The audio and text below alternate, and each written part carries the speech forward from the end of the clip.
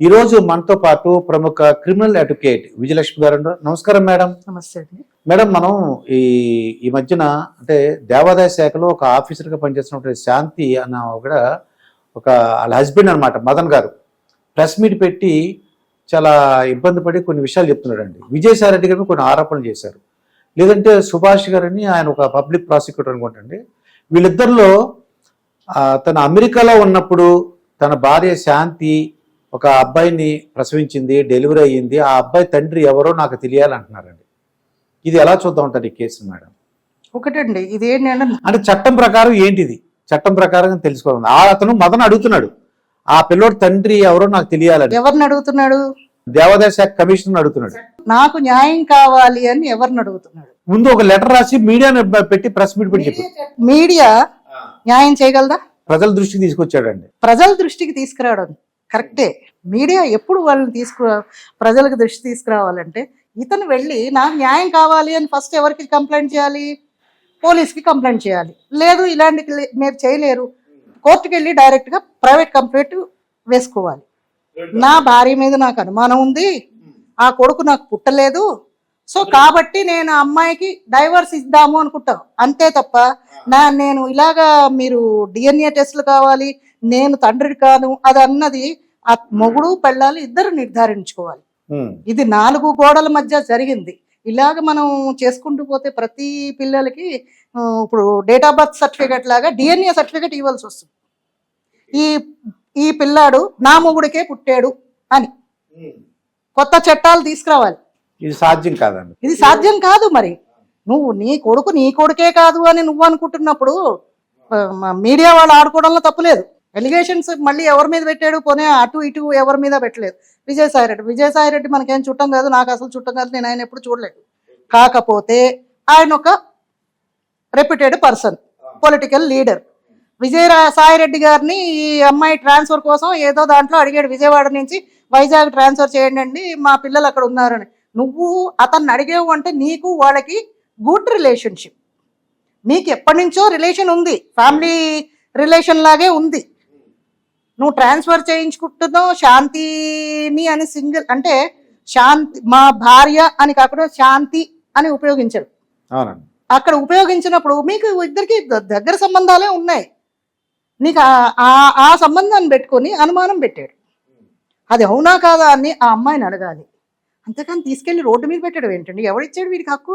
పుట్టిన అబ్బాయి ఎవరి తాలూకా, అతను విజయసాయి రెడ్డి కొడుకు ఇలాగ అంటున్నాడు. అది ఫస్ట్ వీడికి ఆ డౌట్ ఎందుకు వచ్చింది? ఇతను లేడు కదా, అమెరికాలో లేడు అని అంటున్నావు. వచ్చినప్పుడు తగలడ్డాడు కదా, ఆ తగలడినప్పుడు ఆ పిల్లాడు పుట్టి ఉండొచ్చు కదా. లేదండి, మొత్తం అమెరికాలో ఉన్నప్పుడే జరిగింది అంటున్నాడు. వాడు ఒక దాంట్లో కన్ఫెస్ చేసాడండి, నేను వీడియో చూసాను. నేను వచ్చాను, ఇండియాకి వచ్చాను, వచ్చినప్పుడు ఆ అమ్మాయి ఫేస్ చూడలేదు అని అంటున్నాడు. పిల్లాడు పుట్టడానికి ఫేస్ చూడవలసిన అవసరం లేదు, కలిసి ఉండొచ్చు కదా. మనం ఎంతసేపు ఒక వేంపే వినిపించుకోకూడదు. అయి ఉండొచ్చు కదా, భార్యే కదా. ఆ అమ్మాయి ఎవరు బయట తిరిగేది కాదు కదా, కమిషనర్ ర్యాంక్లో ఉంది. ఎంత కష్టపడితే వస్తుందండి అక్కడి వరకును. మళ్ళీ ట్రైబల్ లేడీ ఏదో వచ్చేసింది కోట అంటారు. ఏ కోట అయినా సరే చదవాలి, మినిమం చదవాలి కదా, కష్టపడితేనే కదా వచ్చింది.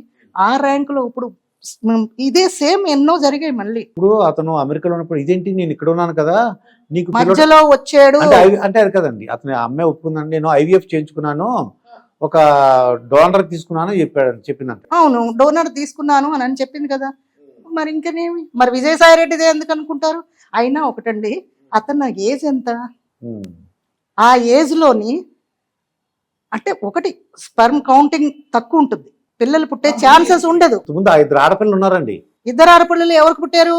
ఈయనకే పుట్టారు. గ్యారంటీ ఏంటి? అలా అంటారా? ఒకదాన్ని నువ్వు అపనమ్మకం పెట్టుకున్నావు అన్నప్పుడు 2 పిల్లలు నీకే పుట్టారని గ్యారంటీ ఏంటి? అతను అప్పుడు అంటే తన దగ్గర ఉంది కాబట్టి అతను నమ్మకం అనుకోండి. మొగుడు పక్కన ఉండగా వేరే వాడి దగ్గరికి వెళ్ళకూడదు అని ఏం రూల్ లేదు కదా అండి. అప్పుడు కూడా చేసి ఉండొచ్చు కదా. ఇదే పెళ్ళం కదా, ఇదే మొగుడు కదా, ఇదే ఎలిగేషన్ కదా. అప్పుడు రాంది ఇప్పుడు ఎందుకు వచ్చింది? ఇంకొక వీడియోలో ఈ అమ్మాయి ఏదో అంటున్నట్టు విజయసాయి రెడ్డి ఏజ్డ్ పర్సన్, ఆయన చనిపోతే ఈ అబ్బాయికి ఆస్తి వస్తుంది. ఒకటండి, భార్య అని కాదు నేను అనేది, ఎవరైనా సరే బయట ఆడవాడు ఎవరైనా తిరిగారు అని అంటే కనుక వాళ్ళు ఇల్లీగల్ వైఫ్ ఇల్లీగల్ కాంటాక్ట్స్ అని అంటారు.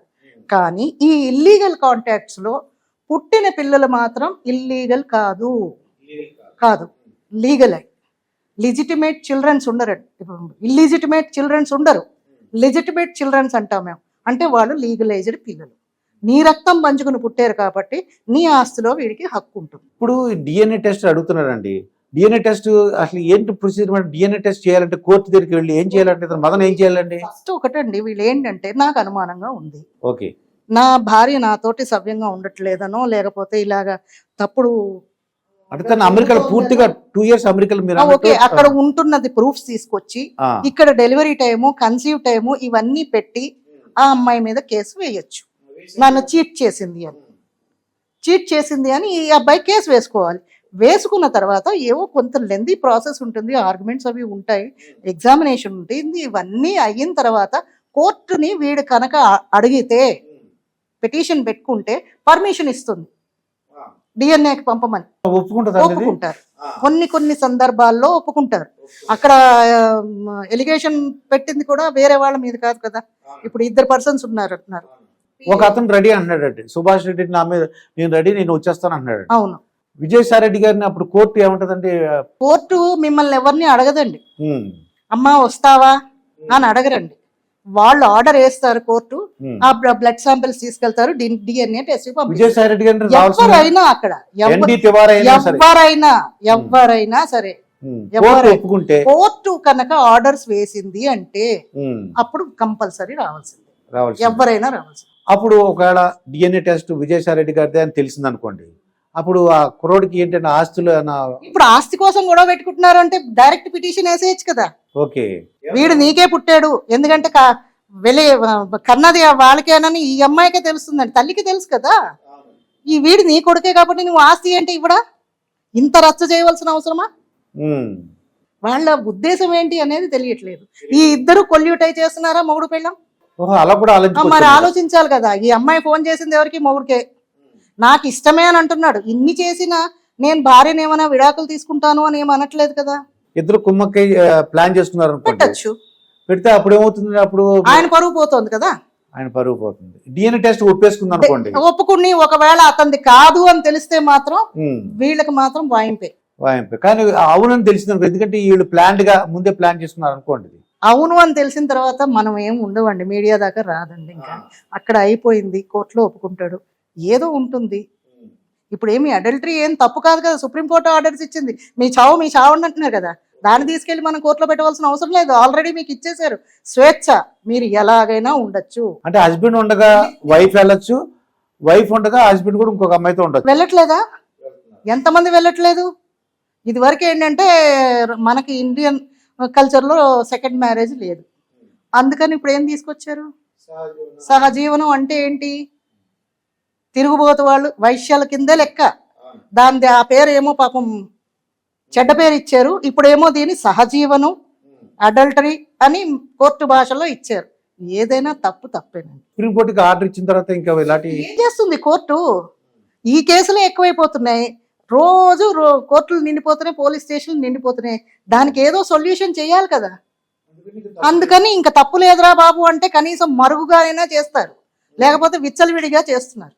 అది దానికోసం ఏదో ఇచ్చింది. కొంతమంది పాపం ఇలాంటి వృత్తిలో ఉన్న వాళ్ళకి ఇదేదో మేలుకోరు ఉంటుంది కదా అని అనుకుంటే ఇంట్లో తిని కూర్చుని అరగని వాడు కూడా రోడ్లు ఎక్కుతున్నారు. ఈ ఒక్క చట్టం పట్టుకొని మాకు సహజీవనం అనేది సుప్రీంకోర్టు గైడ్ లైన్స్ ఇచ్చినందుకు వీళ్ళందరూ విచ్చలవిడిగా తిరుగుతున్నారు కదా. అది వీళ్ళ కోసం ఇచ్చింది కాదండి, వేరే ఈ వృత్తి మీద ఆధారపడిన వాళ్ళకి ఆ రైట్స్లోని పట్టుకుని వాళ్ళని చితకొట్టకుండా ఉండడానికి పనికొస్తున్నారు. వాళ్ళ ఉద్దేశంతో ఇచ్చారన్నమాట. ఇప్పుడు ఇదివరకండి లాడ్జిల మీద, హోటల్ మీద రేట్ చేసినప్పుడు ఎవరో ఒక అబ్బాయి అమ్మాయి ఉన్నారనుకోండి, ఇది వాళ్ళ మీద ఏమో కేసు ఉండేది. ఇప్పుడు ఏమో లేనట్టుగా దీన్ని పెట్టుకుని నాకు అర్థమైంది, కేసులు లేవు, పీటా కేసులు లేవు. అంటే వాళ్ళిద్దరూ మైనర్లు కాకుండా మేజర్లు అయితే ఒక అబ్బాయి ఒక అమ్మాయి హోటల్లో ఎక్కడున్నా మేజరు మైనరు ఎప్పుడో తెలిసినండి ఇది తప్పు అని మనం పోలీస్ స్టేషన్కి వెళ్తేనే. అలాగ కానప్పుడు ఇంకా ఇష్టం. మేజర్ ఎక్కడ ఉందండి? మనం చూస్తున్నాం కదా, 6 నెలల పిల్ల దగ్గర నుంచి రేపు చచ్చిపోతుందన్న ముసల్దాన్ని కూడా వదిలిపెట్టట్లేదు. 90 ఏళ్ల ముసల్దానికి కూడా సెక్యూరిటీ లేదు. మరి ఎందుకు ఈ పరిస్థితి వచ్చిందంటారు మేడం? ఎందుకు వచ్చింది అంటే ఇవన్నీ చూస్తుంటారు కదా మీడియా, మీ మీడియా చూపిస్తుంది కదా, సెల్ ఫోన్ లో ఒకటి వచ్చింది, సెల్ ఫోన్లు అన్నింట్లోని మీడియాలోని ఏంటంటే ఇప్పుడు చిన్నపిల్లలే ఉన్నారు, వాళ్ళకి యాంగ్జైటీ ఉంటుంది, ఏంటి ఇది ఏంటి జరుగుతుంది ఇది చూస్తున్నాం, ఇదేదో చెయ్యాలి. ఇప్పుడు మనం పెట్టని వస్తువు వాడు ఎక్కడో చూస్తాడు, వాడికి అది తినాలనిపిస్తుంది. అవునండి. ప్రతి దాంట్లోని యాడ్స్ లో కూడా ఇవే ఉంటున్నాయి, అన్ని కామన్ అయిపోయింది. వాటిని అరికడితే ఇవి జరగవు. ఈ మదనార్థం ఏంటి అసలు చేసిన తప్పు ఏంటంటారు? అతను ఇతను చేసిన తప్పు ఏంటంటే మీడియాను ఆశ్రయించాడు. అలా కాకుండా ఆ అమ్మాయిని మాట్లాడి నీకు ఇష్టం లేదు అంటే నువ్వు విడాకులు ఇచ్చేయి, అంతేకాని ఆ అమ్మాయిని రోడ్డు మీదకి తీసుకురావాల్సిన హక్కు నీకు ఎవడిచ్చాడు? అసలు నీకు నచ్చలేదు, నీ పెళ్ళం చెడిపోయింది అని అంటున్నావు కదా, అంతే కదా అండి. ఇప్పుడు ఇంత రచ్చ చేసాడు అంటే నీ పెళ్ళం చెడిపోయింది అనే నువ్వు ఒప్పుకుంటున్నావు కదా. నువ్వు ఇండైరెక్ట్లీ కావు డైరెక్ట్లీ అవు, నా పెళ్ళం శీలాన్ని నేను శంకిస్తున్నాను, నీకెవడిచ్చాడు అసలు రైటు? నేను లండన్లో చదువుకుని వచ్చాను, ఆస్ట్రేలియాలో చదువుకుని వచ్చాను కాదు. ఫస్ట్ ఇక్కడ కొన్ని సెక్షన్స్ మారాయి, యాక్ట్స్ వచ్చాయి, చట్టాలు వచ్చాయి, దాన్ని చూసుకోవా? తర్వాత మేడం ఈ మదన్ అతను డిఎన్ఏ టెస్ట్ అడుగుతున్నాడు కదా, డిఎన్ఏ నిర్ధారించబడినప్పుడు ఈ శాంతి గారు పర్మిషన్ లేకుండా డిఎన్ఏ టెస్ట్ కోర్టు ఒప్పుకుంటుందండి? ఇంత ఎలిగేషన్ అయ్యాక, ఇంత రచ్చ వచ్చిన తర్వాత కోర్టు ఎవడ పర్మిషన్ కాదని, కోర్టుకి కొన్ని రూల్స్ అండ్ రెగ్యులేషన్స్ ఉంటాయి, వాళ్ళ పరిధిలో వచ్చింది అంటే ఎవడ పర్మిషన్ అడగదు, పంపించేస్తుంది. పంపిస్తారండి. అంటే శాంతి గారి పర్మిషన్ అవసరం లేదు, ఎవరి పర్మిషన్ అవసరం లేదు. అంటే ఇలాగా అతను మదన్ అతను పెట్టుకున్న పిటిషన్ పెట్టాలి, అతను పెట్టాలి. అసలు ఫస్ట్ చేయవలసింది అది చేయకుండా ఇవన్నీ ఏంటంటే ఇవి షార్ట్ కట్స్ ఉపయోగిస్తున్నాడు. ఈ షార్ట్ కట్స్ లో నీకు న్యాయం జరగదు. నిజంగా నువ్వు న్యాయం కావాలని అనుకుంటే కోర్టుకు వెయ్యి. నా పెళ్ళం మీద నాకు అనుమానంగా ఉంది, ఆమె ప్రవర్తన బాగోలేదు, నన్ను చీట్ చేసింది, నేను ఊర్లో లేనప్పుడు కన్సీవ్ అయింది, ఫలానా వాడికి అన్నది అని నువ్వు పెట్టు ఎలిగేషన్. దాన్ని ఎలిగేషన్ అంటాం. నిర్ధారణ కాలేదు, రుజువు అయ్యేదాకా మేము దాన్ని చట్టం దగ్గరే ఉంచుతాం. రుజువు అయిన తర్వాత నువ్వు పేపర్కి ఇచ్చుకున్నా బాగుండేది. అసలు ఎందుకు బయటకు వచ్చారండి ఆ శాంతి అన్న ఆవిడ? ఎందుకు ప్రెస్ మీట్ పెట్టి ఇతను 30 crores అడిగాడటండి. 10 crores ఏమో పెద్ద పిల్లకి, 10 crores ఏమో ఇంకోటి, 10 crores తనకి. 30 crores అంటే ఇదేంటంటే నువ్వు విజయసాయిరెడ్డితో ఉన్నావు కాబట్టి ఒక 100 crores అని నువ్వు సంపాదించి ఉంటావు. అలాగా ఆవిడ జాబ్లో జాయిన్ అయ్యి 4 years అయిందట. అదే చెప్తున్నాను కదా, వీడు కావాల్సింది ఏంటంటే డబ్బు కోసం ఇలాగా ఆ అమ్మాయిని బ్లాక్మెయిల్ చేసి ఉండొచ్చు. అది ఒకటండి, ఆ అమ్మాయి విజయసాయి రెడ్డి గారు అని నేను అన్నాను, ఎవరితోటైనా ఆ అమ్మాయికి ఫిజికల్ రిలేషన్షిప్ ఉండొచ్చు, అది ఆ అమ్మాయి ఇష్టం.